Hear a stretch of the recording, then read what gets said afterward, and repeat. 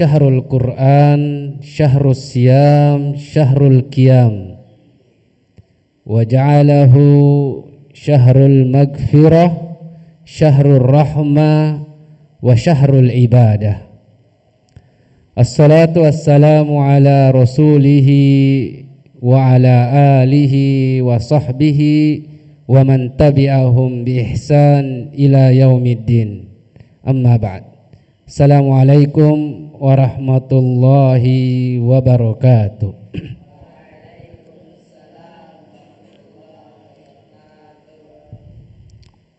Ahibbai at-talabah, a'azzakumullah, kaifa halukum?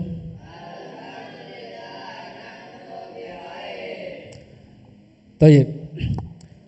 Marilah kita selalu senantiasa meningkatkan ketakwaan kita, meningkatkan kualitas keimanan kita kepada Allah Subhanahu wa taala melalui kualitas ibadah yang kita lakukan. Apalagi sekarang di bulan Ramadan, maka kita harus lebih meningkatkan kualitas ibadah kita, kuantitas ibadah kita, sebagai bukti wujud syukur kita, terima kasih kita kepada Allah Subhanahu wa taala yang telah menciptakan kita sekaligus memberikan kita nikmat yang begitu banyak, yang tidak terhitung. Ada nikmat kesehatan, nikmat kesempurnaan panca indera, nikmat keamanan dalam beribadah, nikmat sandang, pangan, air, udara, dan yang lebih penting adalah nikmat iman serta seluruh nikmat lain yang tidak mungkin kita mampu untuk menghitungnya. Allah Subhanahu wa taala berfirman, wa in ta'uddu ni'matallahi la tuhsuha. Ayat ini kalau kita artikan kata per kata, ya, dari segi bahasa Arab, ini kita yang belajar nahwu shorof. Wa in ta'uddu ni'matallah. Kata ni'mah di sini dari segi bilangan dia berarti mufrad. Kalau dari segi bilangan bahasa Arab ada 3, mufrad, musanna, dan jama'. Nah, kata ni'mah di sini wa in ta'uddu ni'matallah itu mufrad, ni'matun, jamaknya ni'amun. Jadi kalau kita artikan dalam bahasa Indonesia, apabila kalian menghitung satu saja, satu nikmat Allah, kalian tidak akan mampu untuk menghitungnya. Satu saja, ya. Kita ambil contoh nikmat mata, penglihatan. Belum ada sampai sekarang orang yang mampu menghitung nikmat mata itu.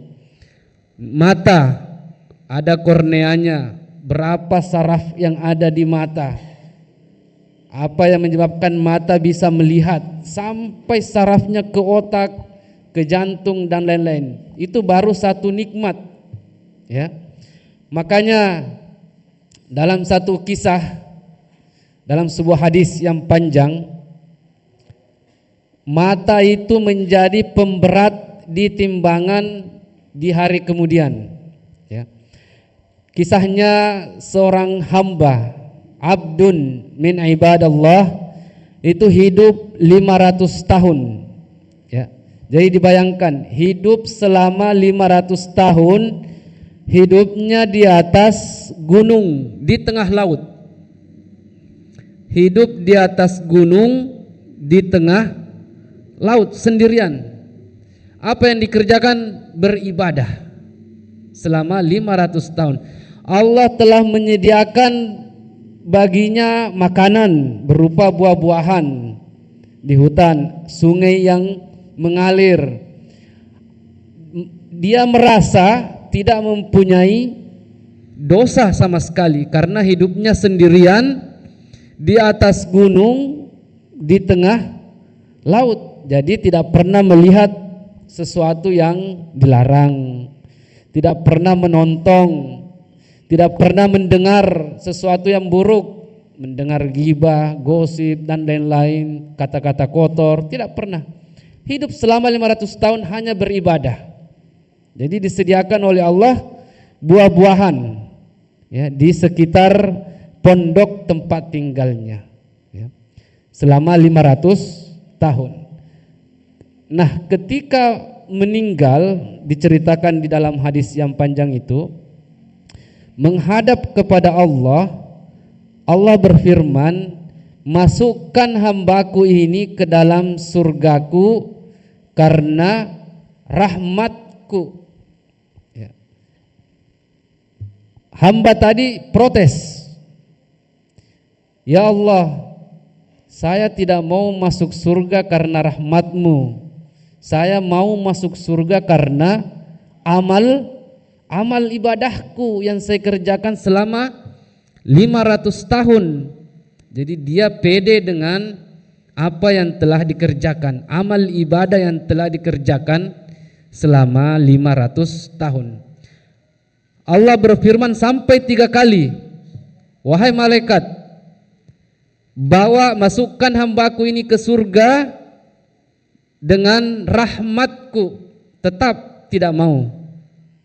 Ya Allah, saya mau masuk surga karena amal ibadahku. Nah, kalau begitu ambilkan timbangan. Mari kita timbang amal ibadahnya yang 500 tahun dengan satu nikmat yang saya berikan, yaitu nikmat mata, penglihatan. Diambillah matanya, ditimbang di timbangan yang satunya amal ibadahnya selama 500 tahun. Yang mana yang lebih berat? Matanya yang lebih berat. Tidak ada apa-apanya amal ibadahnya yang dilakukan selama 500 tahun. Maka Allah berfirman, seret hambaku ini ke neraka karena nikmatku tetap lebih berat daripada amal ibadahnya. Nah, oleh karena itu hamba tadi memohon kembali, ya Allah, masukkanlah aku ke surga karena rahmatmu ya. Oleh karena itu satu nikmat itu tidak mampu kita untuk menghitungnya ya. Belum banyak nikmat itu, baru satu panca indera kita. Olehnya itu marilah kita selalu berterima kasih, bersyukur kepada Allah yang telah menciptakan kita, yang telah memberikan kita nikmat. Ayuhat thalaba azzakumullah, pada hakikatnya tujuan kita dalam beribadah, entah itu ibadah wajib, ibadah sunnah, sholat wajib, atau sholat sunnah, rawatib, qobliyah, ba'diyah, ataukah yang sering dikerjakan sholat tahajud, sholat duha, atau puasa Ramadan, atau puasa sunnah di luar Ramadan, Senin Kamis, atau puasa hari putih dan lain-lain, atau amal soleh lainnya, bersedekah, membantu sesama. Pada hakikatnya tujuannya itu semata-mata hanya sebagai wujud bukti syukur kita kepada Allah Subhanahu wa taala yang telah memberikan kita nikmat yang begitu banyak. Allah Subhanahu wa taala berfirman, inna a'tainakal kautsar, kami telah memberikan, menganugerahkan begitu besar nikmat kepadamu, maka bersyukurlah. Caranya fasholli li rabbika wanhar, dengan beribadah, ibadah solat dan ibadah kurban. Ini cuma salah satunya. Jadi beribadah, ibadah yang kita lakukan itu hanya semata-mata tujuannya sebagai bentuk syukur kita kepada Allah Subhanahu wa taala. Coba kita perhatikan bagaimana, apa tujuan Rasulullah SAW dalam beribadah. Hal ini diceritakan langsung oleh istri beliau, Aisyah radhiyallahu anha, di dalam sebuah hadis. Aisyah radhiyallahu anha berkata bahwa ketika Rasulullah SAW melakukan sholat lail atau sholat tahajud, itu sampai kakinya bengkak atau merekah, ya, bengkak, saking lamanya dan saking khusyuknya beliau sholat. Maka Aisyah bertanya kepada Rasulullah, "Wahai Rasulullah, mengapa engkau sampai melakukan ini, yaitu sampai sholat lail sampai kakinya bengkak, padahal engkau telah diampuni segala dosamu, baik yang telah lalu maupun yang akan datang, dan Allah telah menjaminmu pasti masuk surga." Allah telah menjamin Rasulullah pasti masuk surga, tetapi masih beribadah, masih sholat sampai kakinya bengkak. Apa jawaban Rasulullah SAW? "Afala akuna abdan syakura." Bukankah sudah seharusnya saya menjadi hamba yang pandai bersyukur? Nah, inilah tujuan dari Rasulullah SAW dalam beribadah. Ya, walaupun kita tahu bahwa Rasulullah sudah dijamin masuk surga, tetapi selalu tetap untuk beribadah, untuk membuktikan rasa syukur, rasa terima kasih beliau kepada Allah Subhanahu wa taala. Sampai dalam satu hadis diriwayatkan bahwa Rasulullah SAW selalu berdoa di setiap selesai sholat 5 waktu. Apa doanya? Allahumma a'inni ala zikrika wa syukrika wa husni ibadatik. Ya Allah, bantulah hambamu, tolonglah hambamu agar selalu konsisten, ya, istiqomah dalam mengingatmu, dalam berzikir kepadamu, wa syukrika, dan selalu bersyukur kepadamu, wa husni ibadatik, dan selalu memperbaiki kualitas ibadah kepadamu. Dalam artian bahwa kualitas ibadah adalah bukti kesyukuran kita kepada Allah Subhanahu wa taala. Maka dalam satu kitab, salah satu syarat bagaimana cara kita untuk sholat khusyuk, ya, khusyuk kepada Allah Subhanahu wa taala, karena sebagian dari kita sholatnya kemana-mana, ya, jasadnya di musola tapi ingatannya di mana-mana. Nah, salah satu caranya supaya kita khusyuk yaitu betul-betul meniatkan sholat kita bahwa ini adalah sholat sebagai bentuk syukur kita, sebagai bentuk terima kasih kita kepada Allah Subhanahu wa taala. Ayyuhat thalabah, a'azzakumullah. Kita sebagai seorang anak, ya, kita harus menghormati kedua orang tua. Kita harus menyayangi kedua orang tua. Kita harus menghargai, kalau disuruh cepat harus dilaksanakan, kalau dilarang jangan dilakukan. Kenapa? Karena ini sebagai bentuk terima kasih kita, ya, bentuk terima kasih kita kepada orang tua karena telah melahirkan kita dan merawat kita, ya, itu adalah bentuk syukur kita. Maka wajib kita menghormati orang tua. Inna lil walidaini haqqan alaih ba'da na'am fil ihtiram. Nah, tajib. Kita sebagai santri harus menghormati guru. Kita sebagai siswa menghormati guru, menghargai guru, ya. Melaksanakan apa yang diperintahkan guru kita, menjauhi apa yang dilarang. Kenapa? Karena sebagai bentuk syukur kita, sebagai bentuk terima kasih kita kepada guru yang telah memberikan ilmu, yang telah mengajarkan kita. Nah, itu adalah sebagai bentuk terima kasih. Ini kepada sesama manusia. Nah, kepada Allah itu harus lebih. Syukur kita kepada Allah itu harus lebih, ya, menjalankan semua apa yang diperintahkan dan menjauhi semua apa yang dilarang, ya. Jadi ayyuhat thalaba a'azzakumullah, hayya bina an nuhasiba anfusana.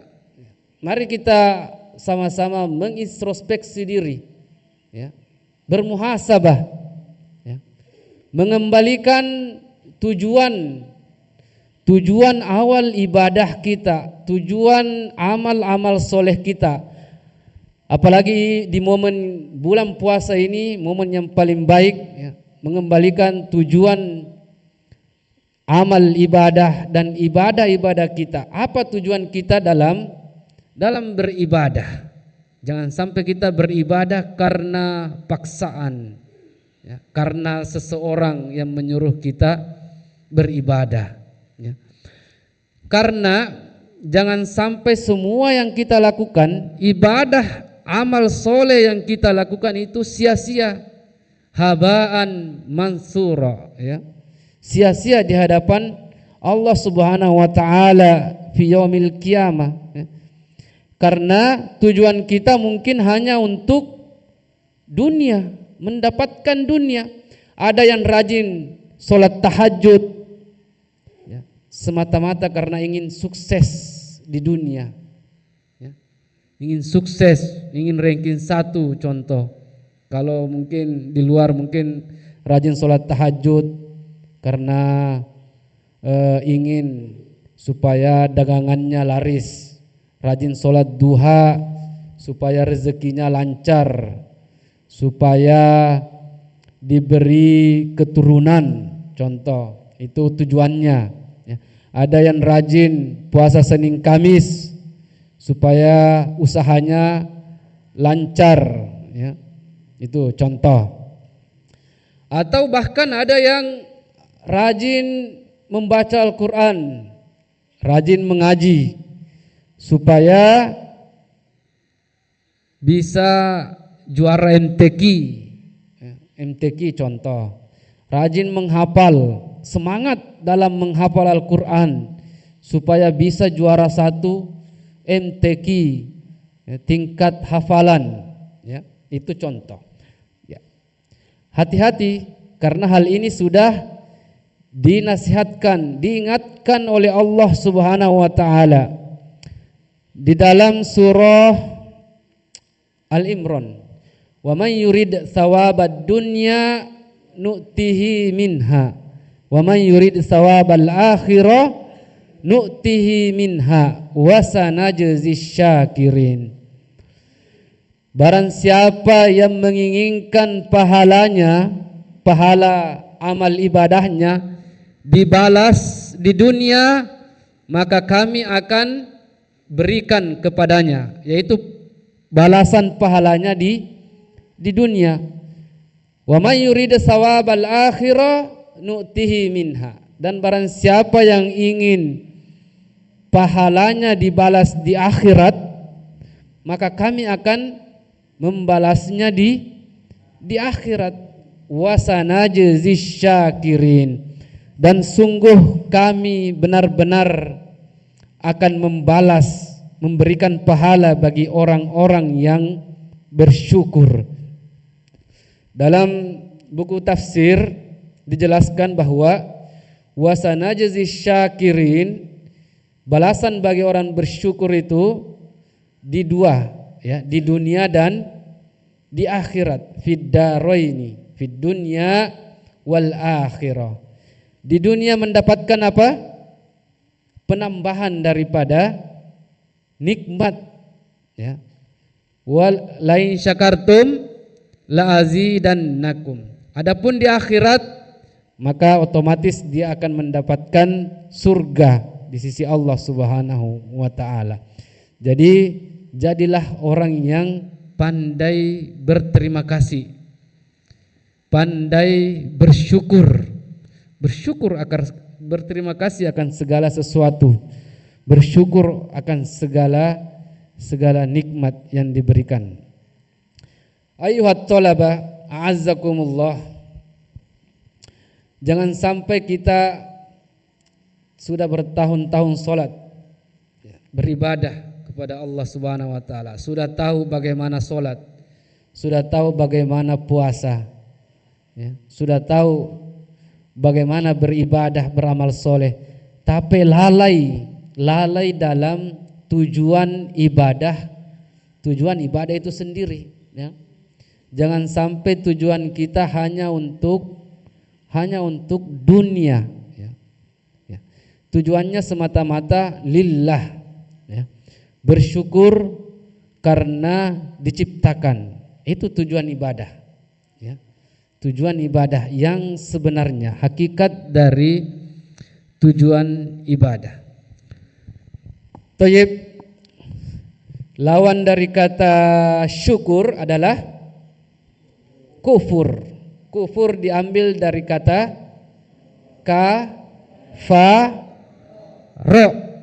kafaro. Jadi orang yang tidak beribadah, orang yang tidak sholat, itu termasuk kafaro. Man taraka shalah faqad kafaro. Barang siapa yang meninggalkan sholat, maka sesungguhnya dia telah kufur. Bahkan di sini dikatakan kufur nikmat dan kufur yang artinya keluar dari agama Islam, orang yang meninggalkan sholat. Jadi hati-hati dalam beribadah, ya. Jangan sampai menjadi orang yang kufur nikmat. Kufur itu mengingkari semua yang diberikan oleh Allah kepada kita, mengingkari, bahkan menyandarkan bahwa itu bukan pemberian dari Allah. Contoh, kita diberi badan yang sehat, kuat, ya. Terus kita mengatakan, wah, ini karena saya rajin olahraga, ini karena saya rajin makan makanan bergizi, makanya saya sehat, saya kuat. Ini telah mengingkari bahwa sesungguhnya kesehatan itu dari Allah Subhanahu wa taala, ya. Contoh, juara 1 di kelas, ranking 1 di kelas, kemudian mengatakan, ini karena usaha saya yang rajin belajar, begadang sampai pagi karena belajar, makanya saya jadi ranking 1. Nah, ini mengingkari bahwa sesungguhnya itu dari Allah Subhanahu wa taala. Maka ingat Korun, cerita Korun yang menjadi harta karung. Itu dia mengatakan innama utituhu ala ilmin indi, bahwa sesungguhnya harta yang saya dapatkan, hartanya itu satu gudang itu bisa, kuncinya saja bisa diangkat oleh 7 orang yang besar. Dia mengatakan bahwa ini semua adalah karena usahaku, ini semua karena kepandaianku dalam berbisnis. Jadi dia mengingkari bahwa itu semuanya datangnya dari Allah Subhanahu wa taala. Maka diberi azab, dibalik, ditenggelamkan ke tanah semua hartanya. Makanya sekarang yang kita temukan kata orang itu menjadi harta korun, harta yang ada dalam tanah. Karena itu yang menjadi azabnya, ya, ditenggelamkan hartanya semua ke dalam tanah. Tayyib, ayyuhal thalabah, a'azzakumullah. Mungkin ini pada kajian subuh kali ini mudah-mudahan bisa menjadi pengingat bagi kita semua, ya. Pengingat bagi kita semua, mengembalikan tujuan awal ibadah yang kita lakukan, ya. Semoga Ramadan, bulan puasa kali ini menjadi titik awal, ya, untuk memperbaharui tujuan kita, memperbaharui niat kita, ya. Semoga semua amal ibadah kita, semua yang kita lakukan diterima di sisi Allah Subhanahu wa taala dan tidak menjadi sia-sia.